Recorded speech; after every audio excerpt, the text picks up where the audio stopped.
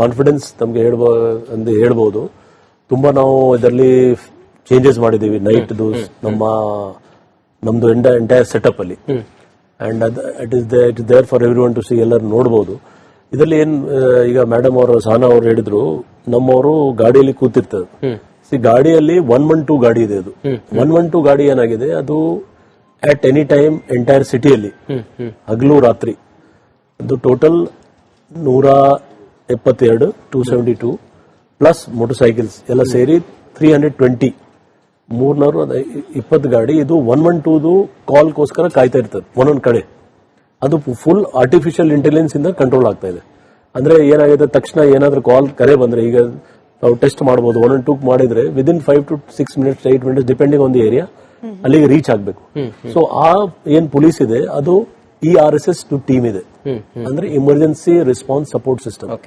ಅದು active policing ಅಲ್ಲಿ ಯಾವಾಗ ಅವ್ರಿಗೆ ಕರೆ ಬರ್ತದೆ ಆಗ ಹೋಗ್ತಾರೆ. ಬೇರೆ ಪೊಲೀಸ್ ಸ್ಟೇಷನ್ ಅವರು ಬೀಟ್ ಅವ್ರು ಹಾಕ್ತಾರ, ನಾಕಾಬಂದಿ ಮಾಡ್ತಾರ. ಸೊ ಇದು ಒಂದು ಸಿಸ್ಟಮ್ ಇದೆ. ಜನಗೆ ಒಂದು ತಪ್ಪ ಕಲ್ಪನೆ ಇಲ್ಲ, ನಾವು ಇಲ್ಲಿ ಪಾಸ್ ಆಗ್ತಾ ಇದೀವಿ, ಪೊಲೀಸ್ ಇದಾರೆ, ಏನೂ ಮಾಡ್ತಾ ಇಲ್ಲ ಅಂತ. ಸೊ ಅದು ಜನಗೆ ಒಂದು ಭರವಸೆ ಕೊಡ್ಲಿಕ್ಕೆ ನಾನು ನಮ್ದು ಎಲ್ಲ ಟೀಮ್ ಈಗ ಬಂದ ಮೇಲೆ ನಾವು ಏನ್ ಮಾಡಿದೀವಿ, ನೈಟ್ ಟೈಮ್ ಅಲ್ಲಿ ಈ ERSS ಏನ್ ಟೀಮ್ ಇದೆ, ERSS ಟೀಮ್ಗೆ ಕೂಡ ನಾಕಾಬಂದಿಯಲ್ಲಿ ಹಾಕಿದ್ವಿ. ಸೊ ನಮ್ಗೆ ಎಕ್ಸ್ಟ್ರಾ ಇವರು ಕೂಡ ಚೆಕ್ ಮಾಡ್ಲಿಕ್ಕೆ ಸಿಗ್ತಾ ಇದೆ. ಈಗ ಸರ್ಪ್ರೈಸ್ ಚೆಕ್ ಅಲ್ಲಿ ಕೂಡ ನಾವು ಚೆಕ್ ಮಾಡ್ತಾ ಇದೀವಿ. ಸೊ ಆಗ ಏನಾಗಿದೆ, ನೈಟ್ ರೌಂಡ್ ಅಲ್ಲಿ ಯಾರು ಸ್ಟಾಫ್ ಇದ್ದಾರೆ, ಜೊತೆಗೆ ಈ 320 ಗಾಡಿ ಏನಿದೆ ಅದನ್ನು ಅವೈಲಬಲ್ ಇದೆ. ಸೊ ಸಹನಾ ಅವ್ರಿಗೆ ನಾವು ಎಶ್ಯೂರ್ ಮಾಡಬಹುದು, ಮುಂದಿನ ದಿವಸದಲ್ಲಿ ಖಂಡಿತ ನಿಮ್ಗೆ ಯಾವ ಸಮಸ್ಯೆ ಬರಲ್ಲ. ಪ್ಲಸ್ ಅದಕ್ಕೆ ಸ್ಪೆಸಿಫಿಕ್ ಆಗಿ ಕೇಳಿದ್ರೆ ಯಾವ ಏರಿಯಾದಲ್ಲಿ ನಾವು ಏರಿಯಾ DCPಗೆ ಮಾತಾಡ್ಕೊಂಡು ನಿಮ್ಗೆ ಇನ್ನೂ ಅಲ್ಲಿ ಸೇಫ್ಟಿ ಇರ್ಲಿ ಅಂತ ನಾವು ಪ್ರಯತ್ನ ಮಾಡ್ತೀವಿ. ಬಟ್ ನಾವು ಗ್ಯಾರಂಟಿ ಮಾಡ್ತೀವಿ, ಯಾವ್ದು ಸಮಸ್ಯೆ ಇಲ್ಲ. ಚೇತನ್ ಅಂತ ಹೇಳಿ ಮತ್ತೊಂದು ಕರೆ ಇದೆ. ನಮಸ್ಕಾರ ಚೇತನ್ ಅವರೇ. ನಮಸ್ತೆ ಮ್ಯಾಮ್. ಕೇಳಿ, ಪ್ರಶ್ನೆ ಕೇಳಿ ಸರ್. ನಾನು ಚೇತನ್ ಅಂತ ಹಾವೇರಿಯಿಂದ. ಏನಂದ್ರೆ ಇತ್ತೀಚೆಗೆ ದರೋಡೆ ಪ್ರಕರಣ, ಕಳ್ಳತನ ಪ್ರಕರಣ ಜಾಸ್ತಿ ಆಗ್ತಾ ಇದೆ. ಗದಗ್ ಪೊಲೀಸ್ ಅವರು ಒಂದು ಐಡಿಯಾ ಮಾಡಿದ್ದಾರೆ. ಹೆಂಗೆ ಅಂದ್ರೆ, ನಾನೀಗ ಏನಾದ್ರು ಮನೆಯಿಂದ ಊರಿಗೆ ಹೋಗ್ತೀನಿ, ಒಂದು ವಾರ ಅಥವಾ 4-5 ದಿನ ಅಥವಾ ಎಲ್ಲೋ ಟ್ರಿಪ್ ಹೋಗ್ತೀನಿ ಅಂದ್ರೆ, ಅಲ್ಲಿ ಒಂದು ಕ್ಯಾಮೆರಾ, ಆಮೇಲೆ ಒಂದು ಸಿಸ್ಟಮ್ನೇ ಅಳವಡಿಸ್ತಾರೆ ಅವರು, ಕ್ಯಾಮೆರಾ ಸಮೇತ. ಇದು ಗದಗಲ್ಲಿ ಏನು ಮಾಡ್ತಾರೆ, ಅದು ಒಂದು ಗದಗ ಬಹಳ ಒಂದು ಸ್ಮಾಲ್ ಸಿಟಿ ಇದೆ. ಅಲ್ಲಿ ಒಂದು ಎಷ್ಟು ಮನೆ ಇದೆ, ಎಷ್ಟು ಕಂಪೇರ್ ಮಾಡಿದ್ರೆ, ಅಂದ್ರೆ ಬೆಂಗಳೂರು ಕಂಪೇರ್ ಮಾಡಿದ್ರೆ, ಸೊ ಬೆಂಗಳೂರಲ್ಲಿ ನಾವು ಏನ್ ಮಾಡಿದ್ವಿ, ಮನೆಗೆ ಪೊಲೀಸ್ ಅಂತ ಕಾನ್ಸೆಪ್ಟ್ ನಾವು ಎಲ್ಲ ಸ್ಟೇಟ್ ಅಲ್ಲಿ ಇದೆ, ಇಲ್ಲಿ ಕೂಡ ಸ್ವಲ್ಪ ವಿಸ್ತೃತವಾಗಿ ಮಾಡಿದೀವಿ. ಪ್ಲಸ್ ಬೀಟ್ ಅವ್ರಿಗೆ ನಾವು ಹೇಳ್ತಾ ಇದೀವಿ, ಯಾವಾಗಲೂ ನಿಮ್ಮ ಅಲ್ಲಿ ಮನೆಗೆ ಪ್ರೋಗ್ರಾಮ್ ಅಲ್ಲಿ ಅಥವಾ ಯಾರ ಜೊತೆಗೆ ಸಂಪರ್ಕವಾಗ ಲಾಂಗ್ ಲೀವ್ ಅಥವಾ ಮನೆ ಬಿಟ್ಟು ಹೋಗುವಾಗ ಯಾರು ಅವ್ರು ನಮ್ಮ ಪೊಲೀಸ್ ಸ್ಟೇಷನ್ಗೆ ಇಂಟಿಮೇಟ್ ಮಾಡಿ ಹೋದ್ರೆ ಆಟೋಮೆಟಿಕ್ಲಿ ನಾವು ಆ ನೈಟ್ ಟೈಮ್ ಅಲ್ಲಿ ಆ ಏರಿಯಾಗೆ ನಾವು ಸ್ವಲ್ಪ ಜಾಸ್ತಿ ಸೆಕ್ಯೂರಿಟಿ ಕೊಡ್ತೀವಿ. ಸರ್, ಇನ್ನೊಂದು ವಿಚಾರ, ಇನ್ನೊಂದು ಕಾಲ್ ಇದೆ. ಸುಬ್ರಹ್ಮಣ್ಯ ಅಂತ ಹೇಳಿ, ಕ್ಷಮೆ. ಸುಬ್ರಹ್ಮಣ್ಯ ಅವರೇ ನಮಸ್ಕಾರ, ಮಾತಾಡಿ. ನಮಸ್ಕಾರ ಮೇಡಮ್, ಸುಬ್ರಹ್ಮಣ್ಯ ಅಂತ ಮಾತಾಡ್ತೀನಿ. ಸರ್ ನಮಸ್ಕಾರ. ನಿಮ್ಮ ಕಾರ್ಯವೈಖರಿ ಬಹಳ ಸಂತೋಷ ತರ್ತಾ ಇದೆ ಸರ್. ನಾವು ಚಿಕ್ಕವರಿದ್ದಾಗ ಬೀಟ್ ಪೊಲೀಸ್ ಅಂತ ಓಡಾಡ್ತಿರೋರು, ಶಿಲ್ಪಿ ಹೊಡ್ಕೊಂಡು ಅನ್ನೊಂದು ಧೈರ್ಯ ಬರ್ತಿತ್ತು. ಇತ್ತೀಚೆಗೆ ಅದು ಮರೆಯಾಗ್ಬಿಟ್ಟಿದೆ, ಇಲ್ಲವೇ ಇಲ್ಲ. ಆಯ್ತಾ. ಮತ್ತು ನಾವು ಫೋನ್ ಮಾಡಿದ್ರೆ ಹೊಯ್ಸಳದವ್ರು ಬರ್ತಾರೆ ಬಿಟ್ರೆ, ಈಗ ಯಾವ ತರದ್ ಒಂದು ಸೆಕ್ಯೂರಿಟಿನೂ ಇಲ್ಲ. ನಾವು ಧೈರ್ಯವಾಗಿ ಮಲ್ಕೊಳ್ಳೋಕೆ ಎಲ್ಲದಕ್ಕೂ ಆಗ ಬೀಟ್ ಪೊಲೀಸ್ನವರು ನೆರವಾಗ್ತಿದ್ರು. ಈಗ ವ್ಯವಸ್ಥೆನೇ ಇಲ್ವಲ್ಲ ಸರ್? ಇಲ್ಲ. ನೀವು ಯಾವ ಭಾಗದಲ್ಲಿ ನೀವು ಇರ್ತೀರಾ ಸರ್? ನಾನು ಇರೋದು ಮತ್ತಿಕೆರೆ ಜೆಟಿ ಪಾರ್ಕ್ ಏನಿದೆ ಮತ್ತಿಕೆರೆ. ನಾವು DCP ಅವ್ರಿಗೆ ಮಾತಾಡ್ತೀವಿ, ಬಟ್ ನೀವು ಅದರ ಬಗ್ಗೆ ಚಿಂತನೆ ಮಾಡಬೇಡಿ. ಯಾಕಂದ್ರೆ ಹಳೆ ಸಿಸ್ಟಮ್ ಅಲ್ಲಿ ಸೈಕಲ್ ಅಲ್ಲಿ ಅಥವಾ ನಡ್ಕೊಂಡು ಪೊಲೀಸ್ ಅವ್ರು ಬರ್ತಿದ್ರು. ಈಗ ನೀವೇ ಹೇಳಿ ನಡ್ಕೊಂಡು ಬಂದ್ರೆ ನಾವು ಕವರ್ ಮಾಡ್ಲಿಕ್ಕೆ ಆಗಲ್ಲ, ಸೈಕಲ್ ಅಲ್ಲಿ ಬಂದ್ರೆ ಕವರ್ ಮಾಡ್ಲಿಕ್ಕೆ ಆಗಲ್ಲ. ಸೊ ನಾವು ಎಲ್ಲರಿಗೂ ಗಾಡಿ ಕೊಟ್ಟಿದ್ದೀವಿ, ಮೊಬೈಲ್ ಫೋನ್ ಕೊಟ್ಟಿದ್ದೀವಿ, ವೈರ್ಲೆಸ್ ಕೊಟ್ಟಿದ್ದೀವಿ, ಪ್ಲಸ್ ಜೊತೆಗೆ CCTV ಇದೆ, ಪ್ಲಸ್ ನಮ್ಮ ಕಂಟ್ರೋಲ್ ರೂಮ್ ಇದೆ. ಒಬ್ಬ DCP, deputy commissioner of police rank officer, command room ಅಲ್ಲಿ ನೈಟ್ ಡೈಲಿ ಇರ್ತಾರೆ. ಅಪಾರ್ಟ್ ಫ್ರಮ್ ಬೇರೆ ನೈಟ್ ರೌಂಡ್ ಆಫೀಸರ್ ಜೊತೆಗೆ ಎಕ್ಸ್ಟ್ರಾ DCP. ಸೊ ಬೇರೆ ಕಡೆ ಇದೆ. ಸೊ ಅದು ಎಲ್ಲ ನೋಡ್ಕೊಂಡು ನಿಮ್ಗೆ ಧೈರ್ಯವಾಗಿ ನೀವು ಇರಿ, ನಿಮ್ಗೆ ಏನು ಸಮಸ್ಯೆ ಇಲ್ಲ. ನಿಮ್ಗೆ ಖಂಡಿತ ನಾವು ನಿಮ್ ನಂಬರ್ ನೋಡುವಾಗ ನಾವು ನಿಮ್ಗೆ ಬೇರೆ ನಿಮ್ಮ ಏರಿಯಾದಲ್ಲಿ ಏನೇನು ನಡೀತಾ ಅದನ್ನು ಹೇಳ್ತೀವಿ. ನೀವು ಆತಂಕ ಪಡ್ಲಿಕ್ಕೆ ಏನೋ ಅವಶ್ಯಕತೆ ಇಲ್ಲ. ಥ್ಯಾಂಕ್ ಯು ಸುಬ್ರಹ್ಮಣ್ಯ ಅವರೇ.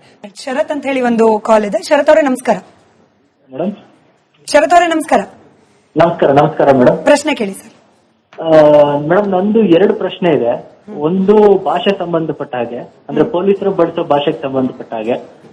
ಅವ್ರು ಬಳಸೋ ಭಾಷೆ ಬಗ್ಗೆ ನಂದು ಒಂಚೂರು ತಕರಾರು ಇದೆ ಮೇಡಮ್. ಯಾಕಂದ್ರೆ ಮಾತೆತ್ತಿದ್ರೆ ಅಮ್ಮ ಅಕ್ಕ ಅಂತ ಹೇಳ್ತಾರೆ. ಈ ಎಲ್ಲಾ ಪೊಲೀಸರುನಾ ಸರ್? ಎಲ್ಲರೂ ಅಲ್ಲ ಮೇಡಮ್, ಕೆಲವರು ಇದಕ್ಕೆ ಸ್ವಲ್ಪ ಕಡಿವಾಣ ಹಾಕ್ಬೇಕು. ಅಂಡ್ ನಾವು ಆ ಟೈಮಲ್ಲಿ ಏನಾದ್ರು ಮಾತಾಡ್ಬೋದು, ನಮ್ಗೆ ಬರಲ್ಲ ಅಂತಲ್ಲ, ಬಟ್ ನಾವು ಮಾತಾಡಿದ್ರೆ ಅವರಿಗೆ ಕರ್ತವ್ಯ ಕಾಟಿ ಅಂತ ಹೇಳಿ ಅವರನ್ನ ರಕ್ಷಣೆ ಮಾಡೋದು ಕಾನೂನು ಬೇರೆ ಇದೆ.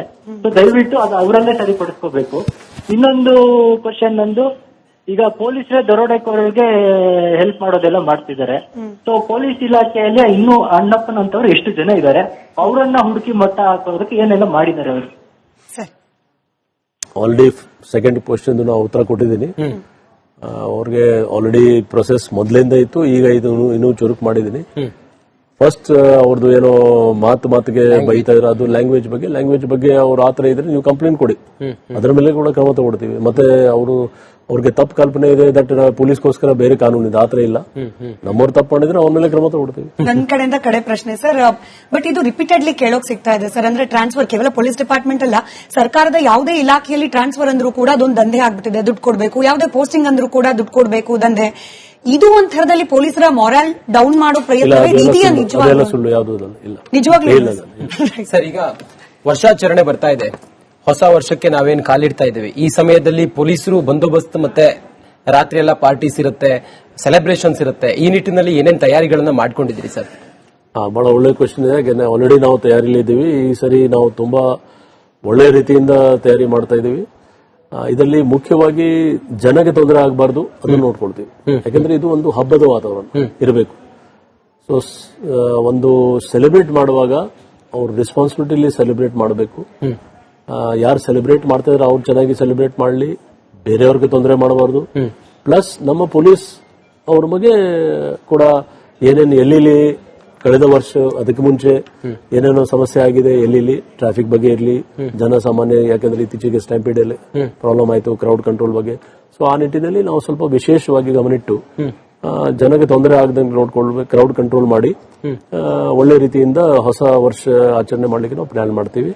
ಆಲ್ರೆಡಿ ನಮ್ದು ಒಂದು ಬ್ಲೂ ಪ್ರಿಂಟ್ ರೆಡಿ ಆಗಿದೆ, ನಾವು ಮುಂದಿನ ದಿವಸದಲ್ಲಿ ತೋರಿಸ್ತೀವಿ. ಸರ್, ಕಡೆಯದಾಗಿ ನನಗೊಂದು ಕುತೂಹಲ ಇದೆ.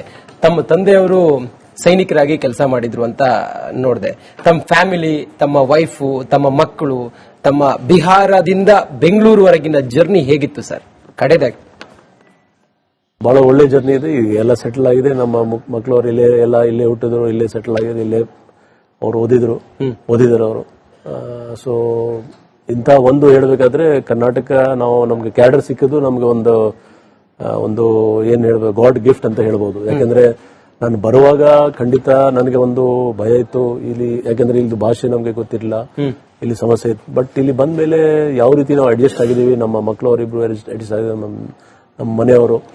ಸೊ ಇದು ನಮ್ಗೆ ಬಿಹಾರ್ ಇರ್ಲಿ ಅಥವಾ ಕರ್ನಾಟಕ, ಮತ್ತೆ more over Indian police service ಏನ್ ಏಮ್ ಇದೆ, that is an all India service.